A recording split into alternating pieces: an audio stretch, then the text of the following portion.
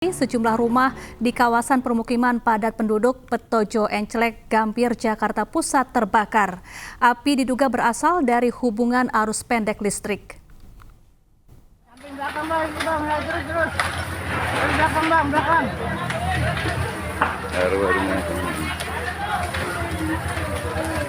Sejumlah rumah di kawasan permukiman padat penduduk Petojo Enclek, Gambir, Jakarta Pusat terbakar.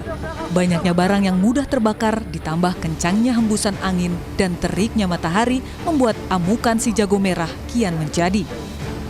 Warga panik dan berusaha mengamankan barang-barang berharga milik mereka menjauh dari titik api. Menurut pengakuan warga, api pertama kali muncul dari lantai 2 sebuah rumah dan langsung menyambar ke bangunan lain di sekitarnya. Meski sempat kesulitan sumber air, petugas pemadam kebakaran yang tiba di lokasi berhasil memadamkan api sebelum kebakaran semakin meluas.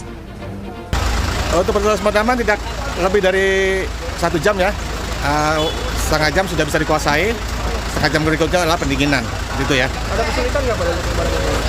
Kesulitannya adalah di sini agak susah sumber air ya, jadi kami luncurkan unit memenuhi kebutuhan di sini ya, sekitar 17 unit. 17 unit Pak ya? Iya, betul. Dugaan sementara kebakaran terjadi akibat hubungan arus pendek listrik. Tidak ada korban jiwa maupun luka dalam musibah kebakaran ini. Namun 2 bangunan rumah warga ludes terbakar. Dari Jakarta, Rani Sanjaya, iNews melaporkan. Api juga membakar belasan bangunan rumah di kawasan padat penduduk Sungai Pinang, Samarinda. Meski tidak ada korban jiwa, warga sempat mendengar ada 2 kali ledakan saat kebakaran terjadi.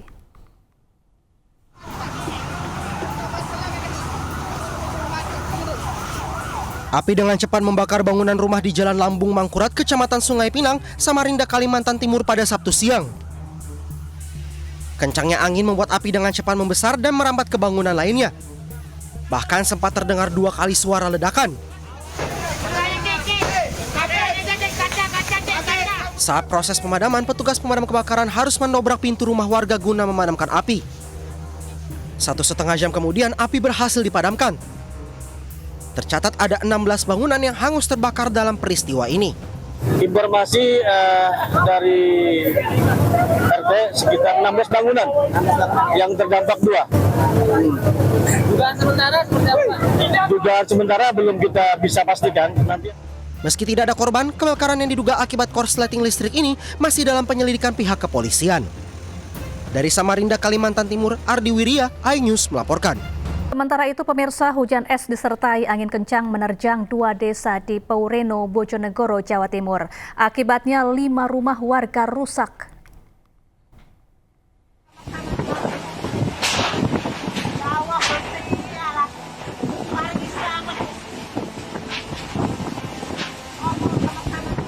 Hujan deras disertai angin kencang menerjang desa Telogo Agung, Kecamatan Paureno, Kabupaten Bojonegoro, Jawa Timur. Kencangnya hembusan angin membuat warga panik. Menurut warga, hujan disertai angin kencang menerjang sekitar 5 menit.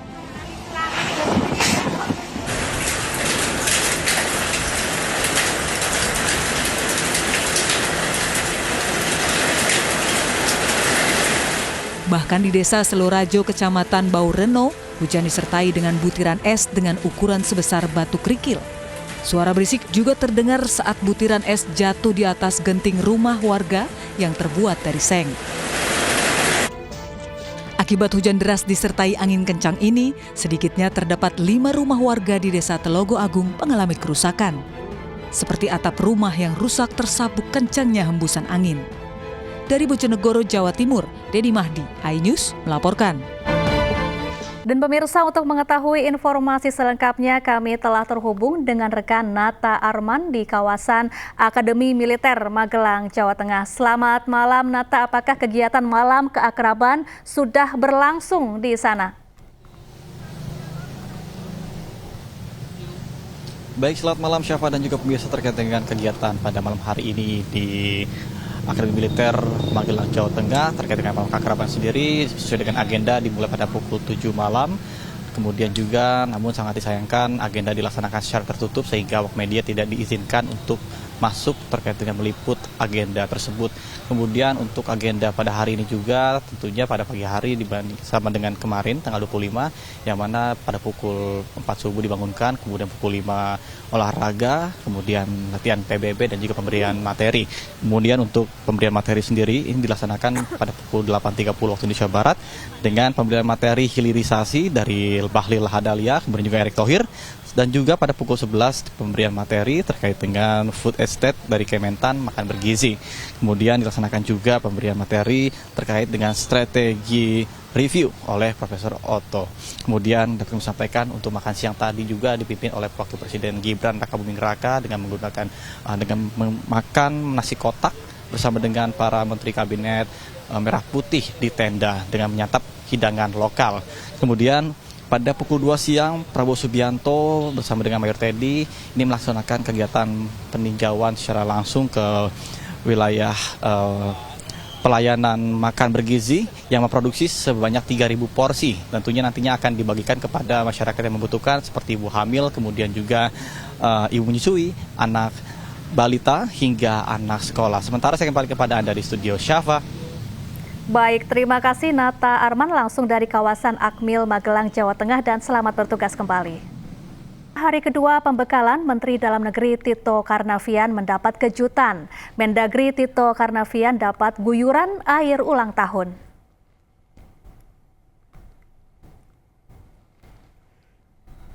Momen menarik terjadi di Akmil, Magelang, tepat di hari ulang tahun Mendagri ke-60 tahun.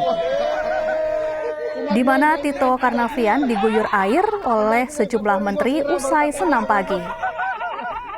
Kejutan lainnya juga didapatkan Tito saat pembekalan menteri di ruangan AHA Nasution, di mana Presiden Prabowo Subianto dan Wapres Gibran Rakabuming Raka juga turut merayakan dan memberi ucapan selamat.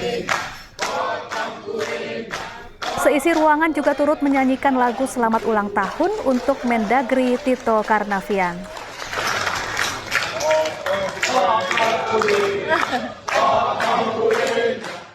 Ya, sejumlah Menteri Kabinet Merah Putih bernyanyi bersama di Gedung Hussein Akademi Militer Magelang. Tak hanya Menteri Taruna Akmil juga ikut bergembira bersama.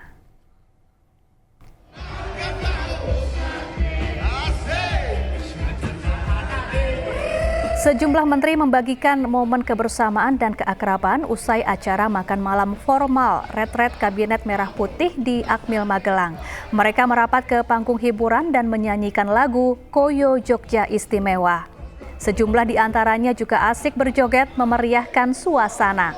Tak hanya Menteri Kabinet Merah Putih yang merapat ke panggung, para taruna Akmil yang ikut makan malam juga ikut bergembira bersama.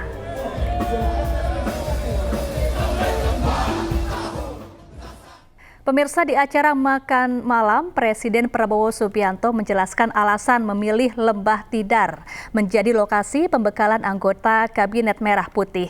Presiden Prabowo mengatakan sengaja mengajak para menteri untuk melihat para taruna yang menjadi kesatria membela bangsa dan negara. Kepada mereka bahwa Lembah Tidar ini bagian dari suatu wilayah perjuangan panjang. Di sini perlawanan terhadap penjajah ada yang dihukum berkali-kali naik. Tapi ini adalah pusatnya kesatria-kesatria.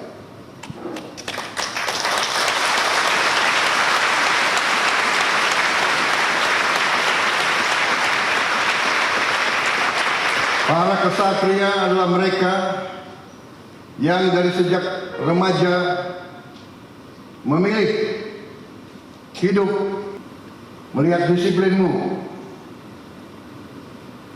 bahwa seorang prajurit itu siap berkorban jiwa dan raga untuk bangsa dan negara, dan para menteri-menteri pun siap memberi segalanya untuk membela kepentingan bangsa dan rakyat Indonesia.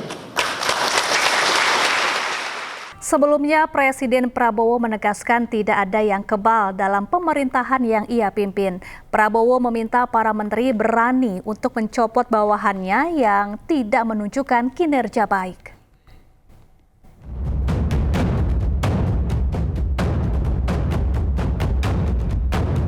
Presiden Prabowo Subianto mengingatkan para menteri di Kabinet Merah Putih untuk bekerja memberikan pelayanan terbaik kepada masyarakat.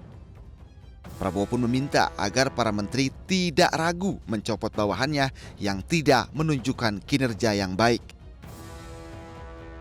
Sebab menurut Prabowo hal tersebut akan menjadi beban. Presiden ke-8 RI ini pun menegaskan tidak ada satupun pejabat yang kebal dalam pemerintahannya. Ini saya minta menteri-menteri sekarang, mari kita lebih berani, mari kita lebih tidak ragu-ragu untuk memberi pelayanan yang terbaik kepada rakyat kita. Jangan ragu-ragu kalau saudara tidak puas dengan pejabat-pejabat di bawah Anda, laporkan, segera kita ganti. Begitu banyak orang yang mau mengabdi. Tidak ada orang di sini yang kebal, yang tidak patuh, tidak bekerja keras untuk bangsa dan negara dan rakyat. Saudara saya beri wewenang, copot segera. Presiden Prabowo juga meminta para menteri segera menyiapkan program kerja masing-masing. Untuk hal ini, Prabowo memberikan waktu kepada anak buahnya untuk berkoordinasi dan bekerja sama demi kepentingan bangsa dan negara. Tim Liputan iNews melaporkan. Pemirsa, Kejaksaan Agung meringkus seorang terduga maklar kasus suap terhadap 3 hakim Pengadilan Negeri Surabaya yang memvonis bebas Ronald Tanur. Terduga maklar kasus Zarof Richard adalah mantan pejabat di Mahkamah Agung ditangkap di kawasan Jimbaran, Bali.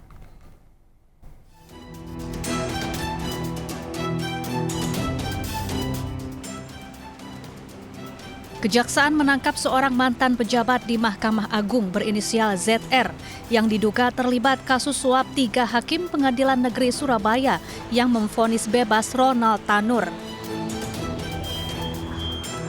ZR ditangkap di Bali pada Kamis kemarin. Kini ZR tengah diperiksa intensif di Gedung Kejaksaan Agung Jakarta. Penyidik Kejaksaan Agung menangkap 1 orang di sekitar daerah Jimbaran. Kemudian yang bersangkutan dibawa ke kantor Kejaksaan Tinggi untuk dilakukan pemeriksaan awal dan tadi pagi langsung dibawa ke Jakarta gitu. Mengenai hasil pemeriksaan dan lain-lain itu menjadi kewenangannya Jagung ya. Nanti menunggu Puspenkum aja. Sebelumnya, 3 hakim Pengadilan Negeri Surabaya diringkus oleh tim gabungan Kejaksaan Agung di Surabaya, Jawa Timur, Rabu lalu. Ketiganya adalah Erin Tuah Damanik, Mangapul, dan Heru Hanindio yang memvonis bebas Ronald Tanur. Saat penangkapan, Kejaksaan menyita uang 20,38 miliar rupiah. Ketiganya kini telah berstatus tersangka. Selain itu, pengacara Ronald Tanur, Lisa Rahmat, juga dijadikan tersangka karena bertindak sebagai pemberi suap. Tim Liputan iNews melaporkan. Kejaksaan Agung menyita uang senilai hampir 1 triliun rupiah dari rumah maklar kasus suap Ronald Tanur, Zarof Richard. Zarof Richard mengumpulkan uang itu dari gratifikasi penanganan sejumlah perkara saat ia masih menjadi pejabat di Mahkamah Agung. Kejaksaan Agung memamerkan tumpukan uang dan emas hasil penyitaan di rumah maklar kasus suap Ronald Tanur, Zarof Richard. Nilai uang yang disita mencapai lebih dari 920 miliar rupiah dalam mata uang dolar Hong Kong dan euro. Selain itu, Kejaksaan Agung juga menyita emas logam mulia seberat 51 kg. Zarof Richard mengaku mengumpulkan uang itu dari gratifikasi penanganan sejumlah perkara saat ia masih menjadi pejabat di Mahkamah Agung.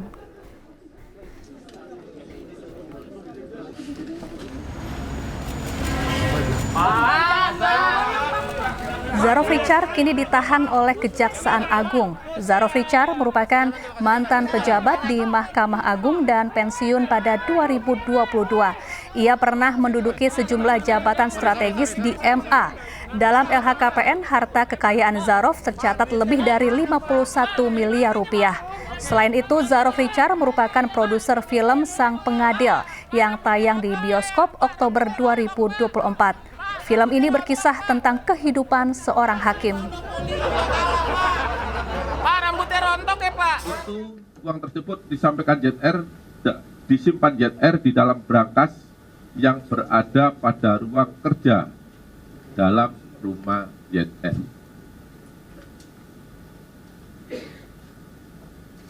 Selain perkara perbuatan jahat untuk melakukan suap tersebut, Saudara ZR pada saat menjabat,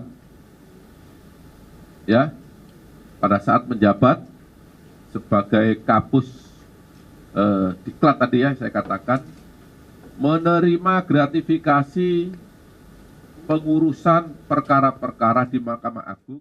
Pemirsa, anggota DPD RI sekaligus komedian Alfian Syah Komeng mengikuti acara pemantapan nilai-nilai kebangsaan di Bogor, Jawa Barat. Kegiatan ini dilaksanakan sebagai respon atas kegiatan retret yang dilaksanakan oleh Kabinet Merah Putih di Magelang, Jawa Tengah. Dan pemirsa, informasi yang akan hadir ini sekaligus menutup jumpa kita di iNewsroom hari ini. Cuplikan tayangan berita iNews dapat Anda saksikan di kanal YouTube @officialinews. Dan pemirsa, usai sudah jumpa kita di iNewsroom hari ini, saya Syafaati Suryo dan kerabat kerja yang bertugas pamit undur diri. Terima kasih, selamat malam dan sampai jumpa.